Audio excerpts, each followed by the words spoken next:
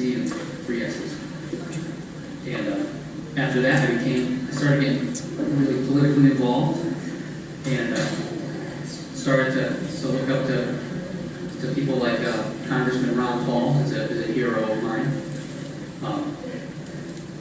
My brother had pointed out an organization called Oath Keepers, which I'm proudly a member of. They focus on all active duty and veteran military personnel, law enforcement, first responders, law enforcement of all shades and colors. That first and foremost, they remember their oath to the Constitution, the same oath that all of you men and women that are veterans as well raised your hand and swore to protect. And I really started to appreciate what it all meant after I came home.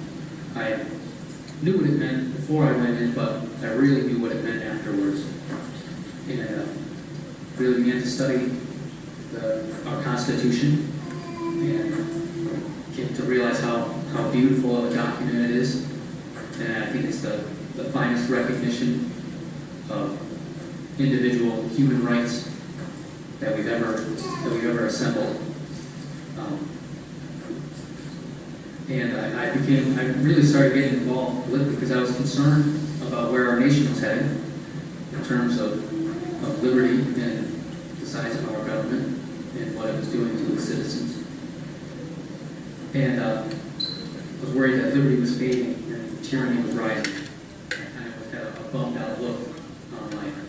And as I became more involved in organizations like Oath Keepers and getting to attend some meetings and rallies with like-minded people, I realized that I wasn't alone. And in all reality, that there was a lot of hope to be had. And all you see on the television is a lot of negativity and a lot of young folks doing a lot of stupid things. And it's being looked at under a microscope. That there is a thirst for liberty in America. And we're not gonna, my generation is definitely not gonna allow all the hard work that your generation has done for us and all the blessings that you've bestowed onto us. I know it may seem like that, but that's just how the television is painting it. That there are droves of young men and women that really, really care about you and the sacrifices that you've made. And mostly, it reminded me that all the sacrifice that I had made, all the things that I had to do to get back home,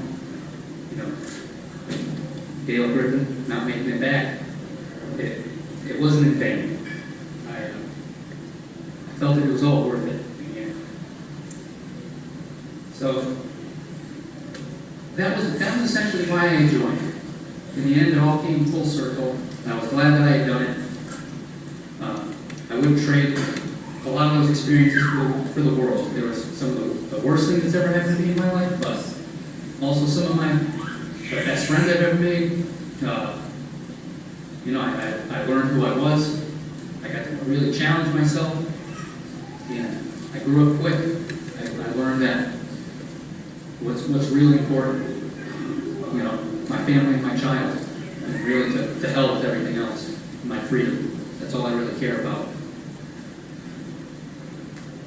And I guess on an ending note, that I feel honored to stand with all of you, not just the veterans and members of law enforcement or other civil service.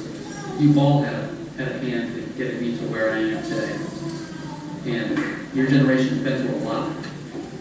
And when I sit back and want to feel sorry for myself, I sit back and think about some of the things that you guys have been through, stuff that you had to deal with, and a lot of it's mine's a grain of sand compared to what you guys have had to do.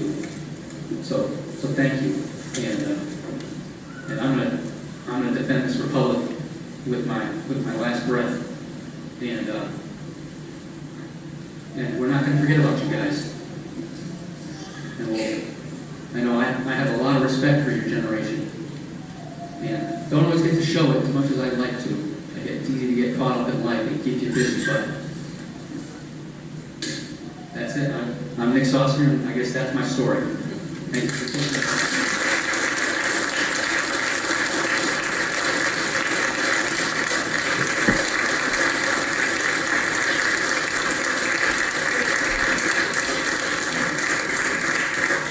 Anybody have any questions?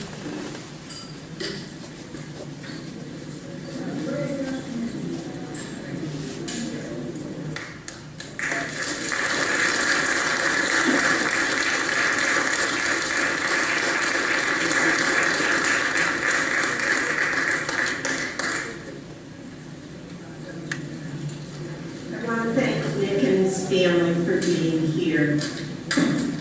That is what America's about. Thank you again, and enjoy a refreshment, please.